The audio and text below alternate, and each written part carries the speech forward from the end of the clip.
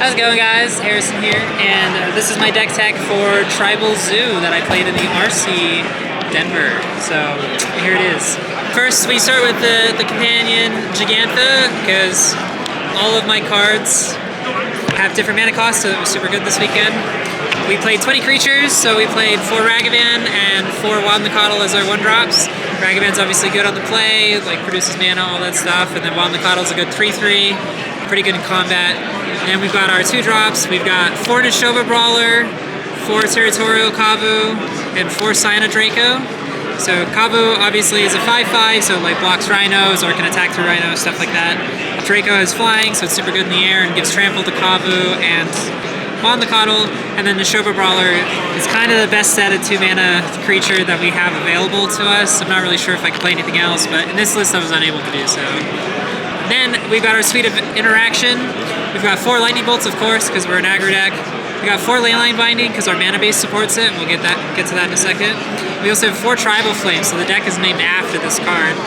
Tribal Flames deals 5 damage if we have Domain, and Domain is when you have all land types, so it's pretty easy to get that. We can just get it off of Triumph plus a Shockland. It's super good, super straightforward. And then we also have a couple more interaction spells. So we have 4 Stubborn Denial.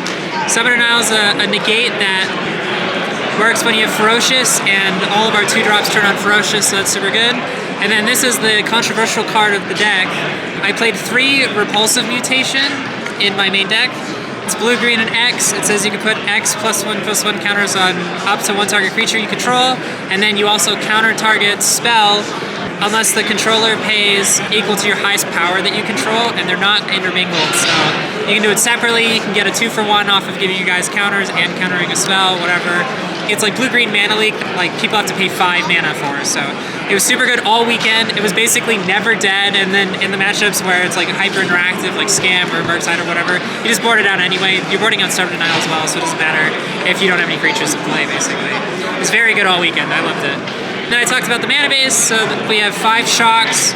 We have 3 green and 2 red Shocks. We've got Brainpool, Temple Guard, and Overgrown Tomb. Stomping Ground Sally doesn't work in the deck. Then we have Steam Vents and Sacred Foundry to cast all of our spells, but we have 2 Triumphs in the deck because we basically always need to be able to produce Domain for the Cyana Draco to be castable in turn 2. We had Xander's Lounge and a Dantha Triumph. These are different than normal because Repulsive Mutation is blue-green, and so if I let off a Steam Vents or Temple Garden, I can go get the respective Triumph. But the typical Domain lists play like, they go turn 1 Breeding Pool or Sacred Foundry into like whatever their Triumph is, and the Triumphs just don't match up. So I basically flipped the requirements. And then we also had a basic forest in our deck. This didn't come up all weekend. I kind of wish it wasn't in my deck at all, but that's fine. I drew it once and it mattered, like that it was a 5th land that was untapped, but that was it. Why was it there? For a sideboard? Honestly, I'm not sure. I thought it was for Pick Your Poison.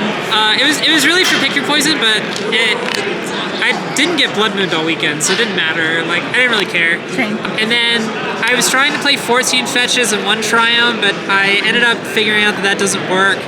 So we're on 13 fetches and 2 Triumphs. I did so much mana-based math this weekend to try to figure this out, and I eventually landed on 4 Misty, 4 Wood of Hills, 4 Flooded Strand, and 1 Arid Mesa. Arid Mesa is the worst fetch in the deck, but Misty and Wood of Hills were super good all weekend, and Flooded Strand was great as well. So that's my main deck. Were you punished by your mana base at all this weekend? No, my mana base was like perfect. And except for the forest. The forest is bad. But you whatever. fixed it on Friday because you realized there was a major issue with it. Yeah. So luckily we did that. We played a side event, and I didn't have an untapped black source in my deck.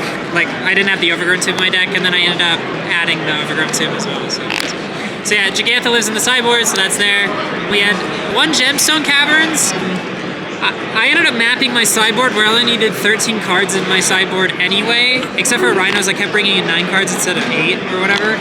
But I only activated this once, and the one game that I had it actually won me the game, so I was on the play instead of on the draw, basically, because of this card. So that was cool. I would run it back. I really like this card, but, you know, to each their own. It is what it is. I played 1 Engineered Explosives for Rhinos, and I guess Hammer, but I ended up making a mistake with this card against Hammer, so I lost. 1 Flusterstorm, basically for Rhinos and Living Ends. 1 Pick Your Poison. So Pick Your Poison is with the forest, as Ted said. for Blood Moon. It's for Blood Moon. It's basically good like in the Murktide matchup and good against Rhinos sort of, where you can like get the Forest if you're in like dire straits, and then you can like hit the Blood Moon that way, or it hits Murktide region, which is like pretty powerful and important, but it also kills Ledger Shredder and Dragon Space Channeler. You know, those are kind of the only flyers in the game at the moment. Oh, I guess it hits Scion and Leyline Binding. It's a good card. Pick Your Poison's great, play the card. It's good. Terra Sunder's too much mana. We played one Drannith Magistrate for Rhinos and Living End again. I ended up losing against both Living End opponents that I played, but I 3-0'd Rhinos, and Drannith Magistrate was a part of that, so that was cool.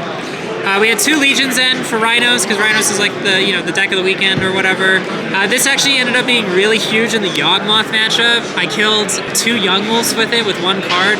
That was really important because they were basically both 3/3s, and it exiled both of them in play. That was awesome. I played one Molten Collapse. It's kind of a catch-all, does whatever. I played 2 Curse Totems for Yawgmoth because I thought that was the second best deck in the format. And it turns out it was the best deck in the format, but I also beat both Yawgmoth players, so that's okay as well.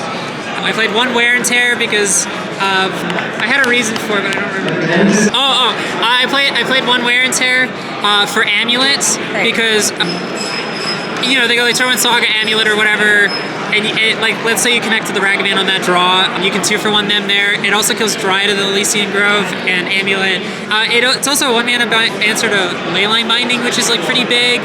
That came up a couple times in the 4-color matchup that I beat twice as well, so that was cool. One time I did win an Amulet matchup with Wear Tear because I Wear Teared them after they had hacked, and so they couldn't pay for packs. Oh, that's awesome. So yeah, and then they just lost. That's pretty cool. Yeah, Wear and Tear didn't, you know, it's a basic removal spell. Instead of playing Terra Sunder, like I chose to play this just for the like 2-for-1 aspects. Like I think in the Amulet matchup, like you want to go turn 1 Cat into like interact with their thing, or turn 1 Ragavan into interact with their thing, and then maybe play a 2-drop afterwards if you're lucky, or if you're on the play, you go 1-drop, 2-drop interact.